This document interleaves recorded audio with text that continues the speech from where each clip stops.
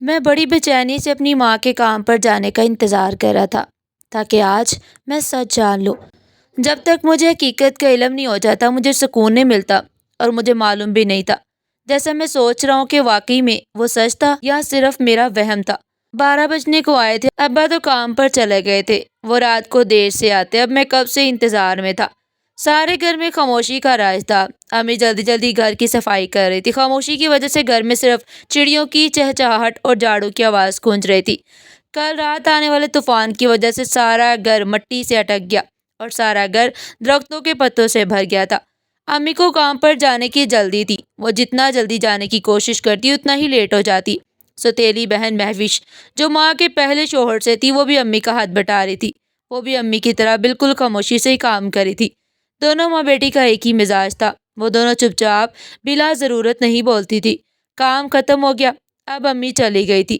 ان کے جاتے ہی مہوش نے تیل کی بوتل لے کر آگے کی اور مجھے اشارے سے اپنے پاس بلایا اور میں چپ چاپ بیٹھ گیا۔ میں 17 سال کا تھا جب میں اور میری بہن گھر پر اکیلے ہوتے تو بہن بولتی کہ آؤ تمہارے سر پر مساج کر دوں۔ جیسے ہی وہ آئل سر پر لگاتی تو مجھے گہری نیند آ جاتی۔ شروع میں تو مجھے لگا کہ شاید مالش کی وجہ سے سکون ملتا ہے جس کی وجہ سے میں سو جاتا، مگر ایک چونکا دینے والی بات تھی جو مجھے شدید پریشان کری تھی۔ اس بات کا ذکر بھی میں نے کسی سے نہیں کیا کہ سب مجھے پاگل سمجھتے۔ جب میری آنکھ کھلتی تو میرا لباس تبدیل ہوتا، ایسا لگتا ہے جیسے کسی نے مجھے نہلایا ہو، یہ میرا لباس چینج کر دیا ہو، لیکن میں سو جاتا۔ پہلے دن گزرتے گئے، میرے یقین پختہ ہوتا گیا، مجھے نشہ آور دوا دے کر بے ہوش کیا جاتا تھا، اور جب اٹھتا تو میرا لباس تبدیل ہوتا۔ کوئی ایسے کیسے کر سکتا جبکہ گھر میں ہم دونوں بہن بھائی کے علاوہ کوئی نہیں ہوتا تھا اور نہ ہی کوئی آتا جاتا تھا۔ میری بہن مہوش تو ایسی حرکت نہیں کر سکتی تھی، تو پھر کون تھا جو ایسا کر رہا تھا؟ میں جب اپنی بہن سے اس بات کا تذکرہ کرتا تو بہن مجھے پیسے دے کر چپ کروا دیتی اور کہتی کہ تم نہا کے یہی کپڑے پہن کر سوئے تھے، تم باتیں بھولنے لگے ہو، لگتا ہے تمہارا حافظہ کمزور ہو گیا، ڈاکٹر کو دکھا کر آؤں۔ بہن کی باتیں مجھے غصہ دلاتی مگر ضبط کر کے چپ کر جاتا تھا۔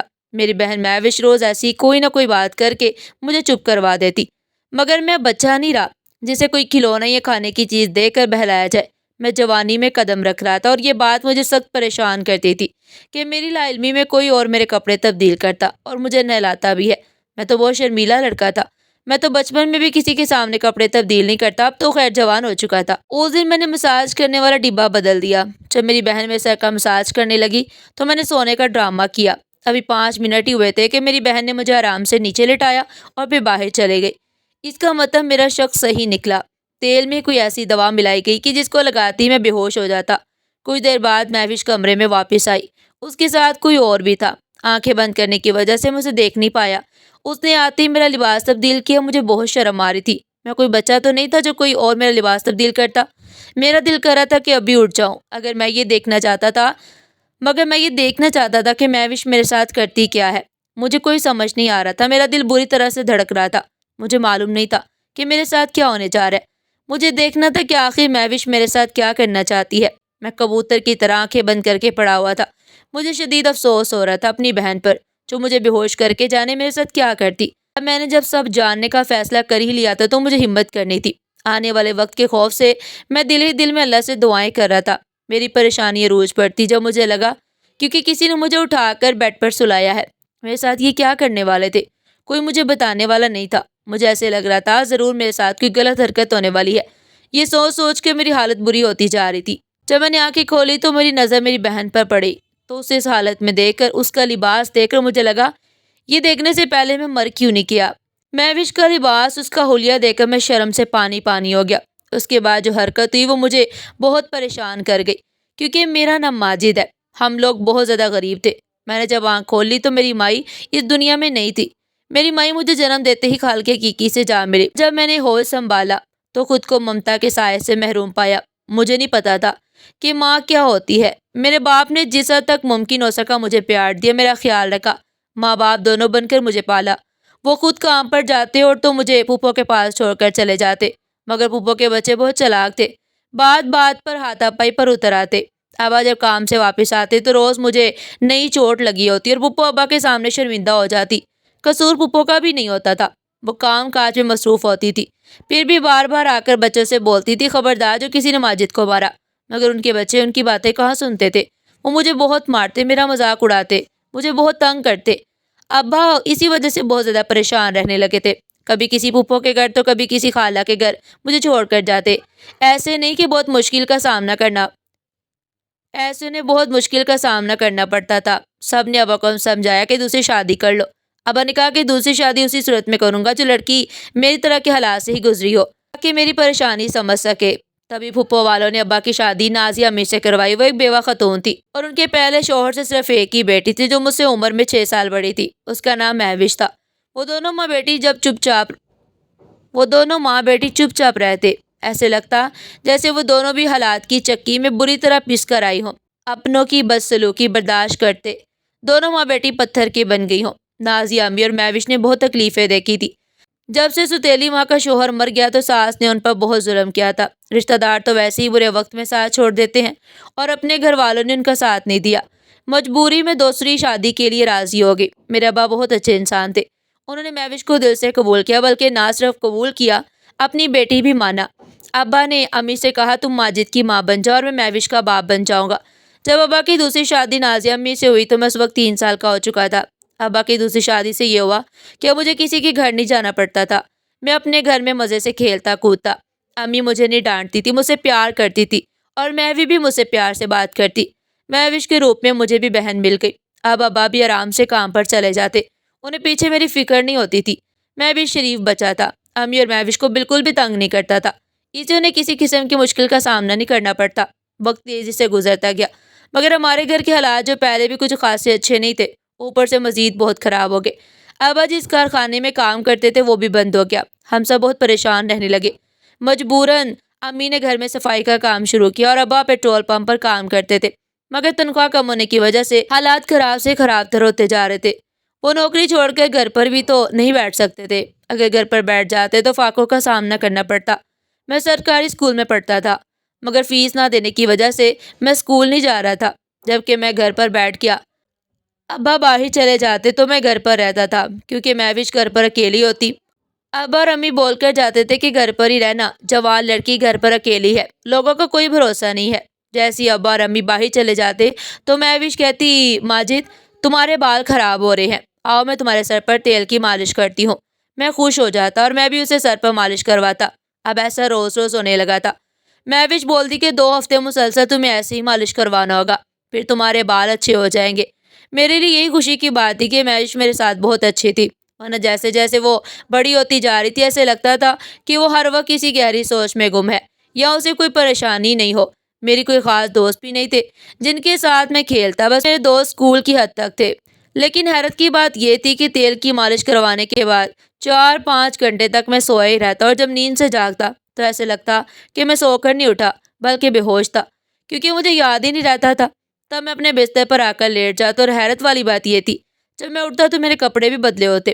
میں مہوش سے پوچھتا کہ میرے کپڑے کون بدلتا ہے؟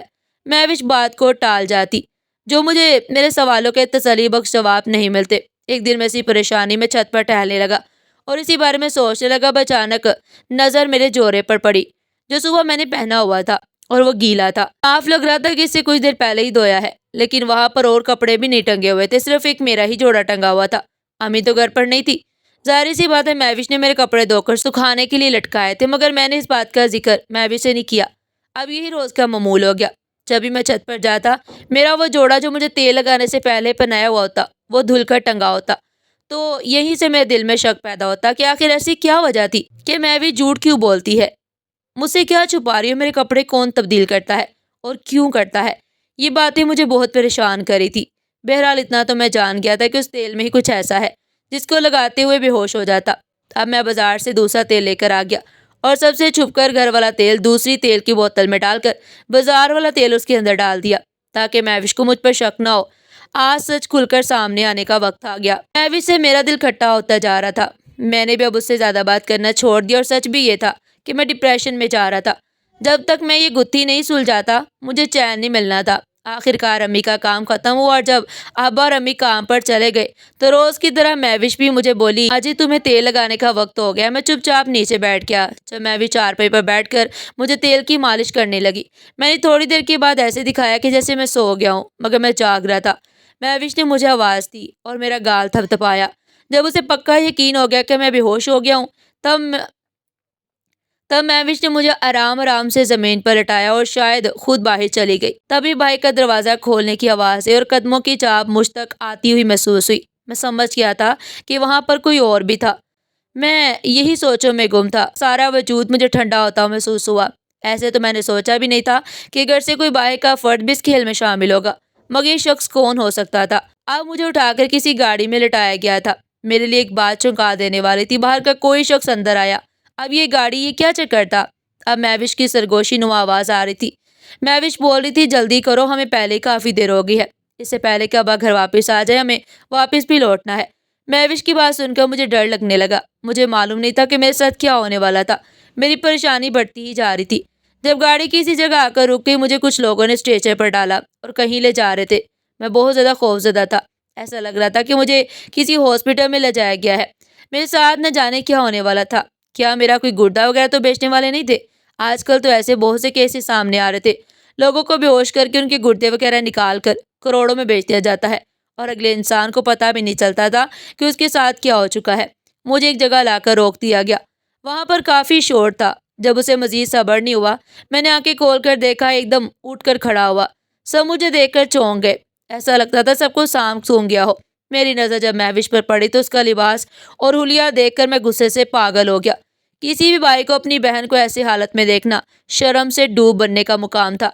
महविश तवाइफ का रूप इख्तियार किए खड़ी थी। शुरू में तो मुझे लगा मैं किसी कोठे पर आ गया हूँ। वो जगह किसी कोठे का ही नक्शा पेश कर रही थी। महविश डर रही थी।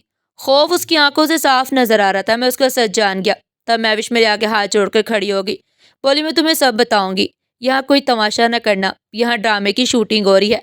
तभी मेरी नजर कामरान पर पड़ी। मैं उसे देखकर समझ गया कि महविश के साथ ये भी मिला हुआ है, क्योंकि वहां पर खड़े बाकी सारे चेहरे मेरे लिए अजनबी थे। यहाँ एक स्टेज ड्रामा चल रहा था जिसमें महविश तवाइफ बनी हुई थी और मैं महविश का बीमार भाई, जो किसी बीमारी की वजह से बेहोश होता है। उस वक्त मुझे महविश ने बताया कि वो अपने घर वालों की परेशानियां देख नहीं सकती थी।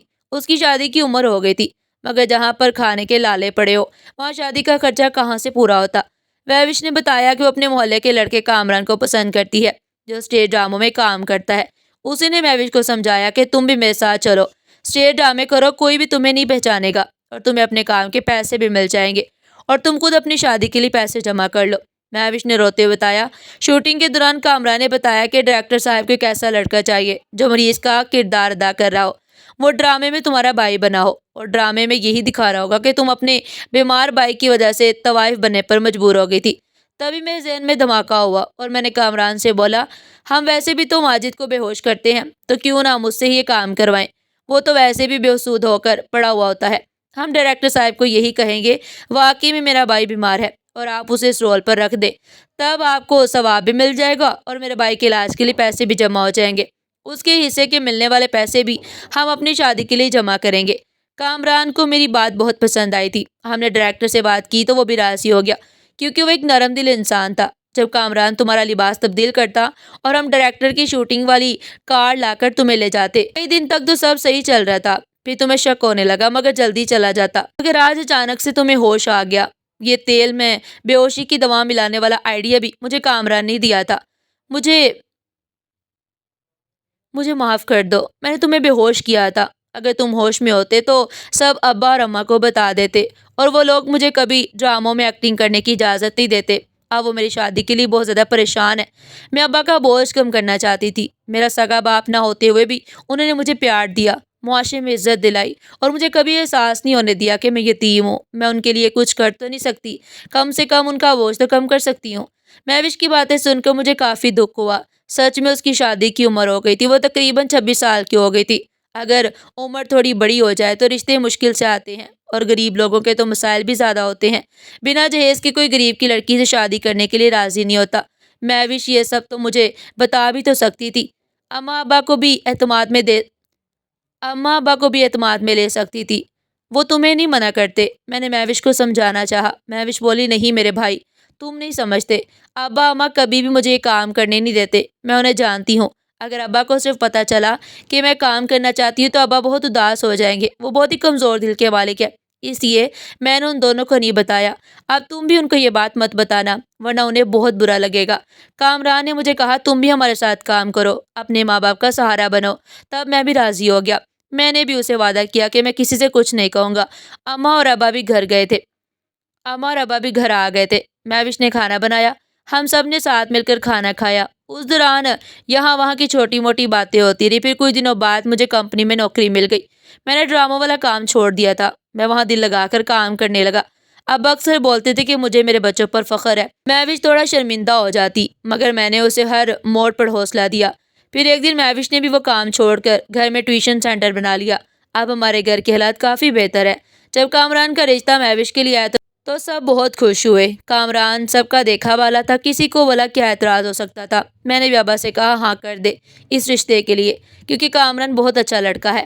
ابا نے ہاں کر دی اور ہم نے اپنی حیثیت کے مطابق خرچہ کر کے مہوش کی شادی کر دی۔ اب مہوش بہت خوش تھی۔ اس کی خوشی میں ہم سب کی خوشی تھی۔ ضروری نہیں ہوتا کہ ہم ہر بات سب کو بتائیں۔ اپنے وقت کو اچھا بنانے کے لیے کچھ باتیں دل میں بھی رکھنی پڑتی ہیں جس میں کسی کی بھلائی ہوتی ہے۔ اکثر اپنے پیاروں کی خاطر بہت سی باتوں پر پردہ ڈالنا پڑتا ہے۔ اس لیے آج تک میں نے اماں ابا کو پتہ نہیں لگنے دیا کہ مہوش اور اس کے شوہر کامران نے میرے ساتھ کیا حرکتیں کی تھی۔ کامران نے بھی وہ کام چھوڑ کر اپنی کریانے کی دکان بنا لی اور وہ اسی میں خوش ہے، اور آج ہمارے حالات بہت اچھے ہو گئے ہیں۔ ناظرین، آپ کو اگر کہانی پسند آئی ہو تو ویڈیو کو لائک کریں، چینل پر نئے ہیں تو چینل کو سبسکرائب کریں، تو زیادہ سے زیادہ شیئر کریں۔ پھر ملتے ہیں ایک نئی کہانی کے ساتھ، تب تک کے لیے اللہ حافظ۔